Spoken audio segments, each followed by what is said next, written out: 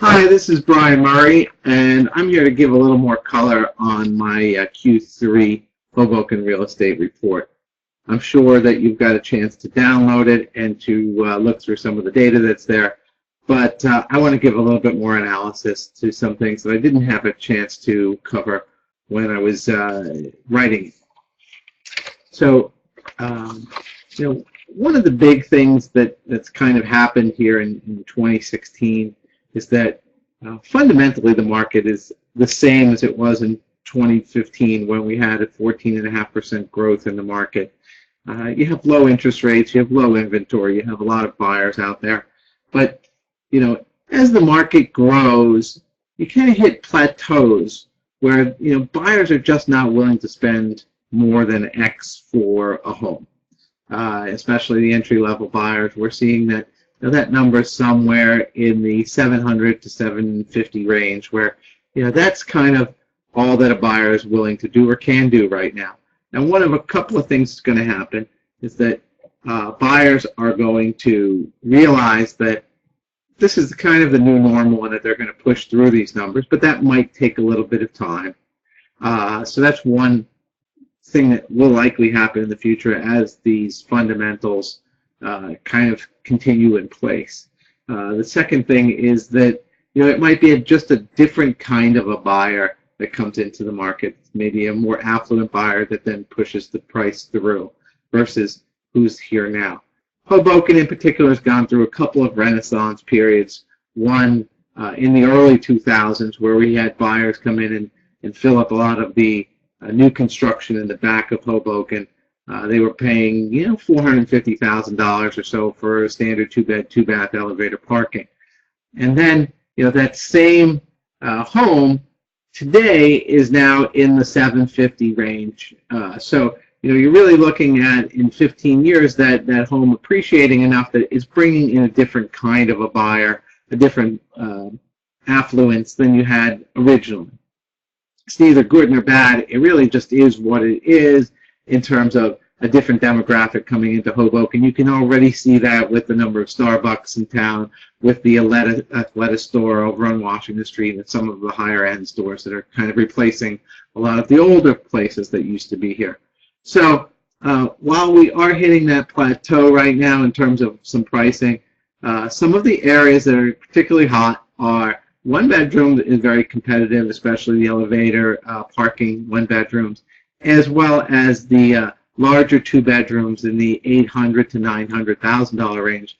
There are fewer of those because that's not what was typically built, but people are wanting those, and they are very competitive. If you are a buyer, you're going to have a lot of competition. So that's one area that you get some color about what's going on in the market. The second piece that I've seen over the last quarter that covered July, August, and September is that July was fairly quiet. The weather was very nice. It was sunny. At July 4th in there, so it kind of really broke up, took away some of those weekends. Also, a lot of people were at the beach, and then towards the end of August, we really saw a pickup in the amount of buyers that came out.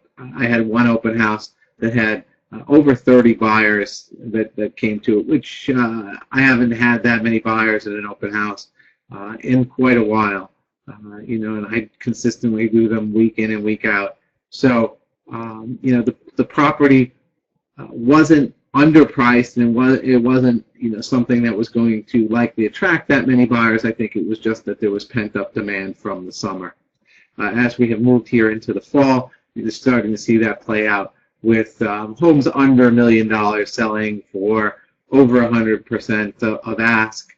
You're very many bidding wars, median days on market of 17. Now, median means half, our last half or more.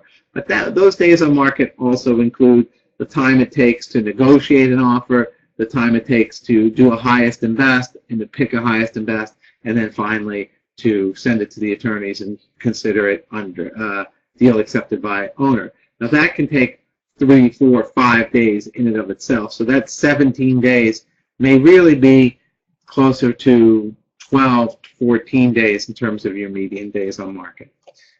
So I think that what you're seeing here is that the market is definitely more competitive than even the numbers are showing. That is leading to some buyer angst because, you know, these were the same buyers that maybe were in the spring market that didn't find what they were looking for. Took the summer off, hoped that when they came back they would find some more properties and that maybe some of those buyers would be gone. Quite the opposite is true. One other thing that I'd like to talk about is the amount of inventory on the market. On any daily basis, somewhere between 125 and 145 homes, condos are available in Hoboken, as opposed to around 180 in the springtime. Those are really the new normal numbers. You know, years ago, and if you look at my 2015 in review and the 2016 in review, which will be coming out at the end of the year, I do a historical perspective, and you know, over the last 3 years, that 100 to 175 range is really where the amount of condos is kind of settled. In past years, it was 350 to 500 condos. So, you know, there's a lot less inventory for folks to choose from. That will also put pressure on buyers to be able to compete and to win. As I talked about in the report, I have strategies for buyers to compete and win bidding wars. I also have strategies for sellers to not only get their home sold quickly, but then to be able to also move into another home and be able to transition from seller to buyer seamlessly without being homeless. So this is my 2016 Q3 report. If you have any questions, please feel free to contact me either by cell or by email here on my homepage. Again, I'm Brian Murray, and thank you for tuning in.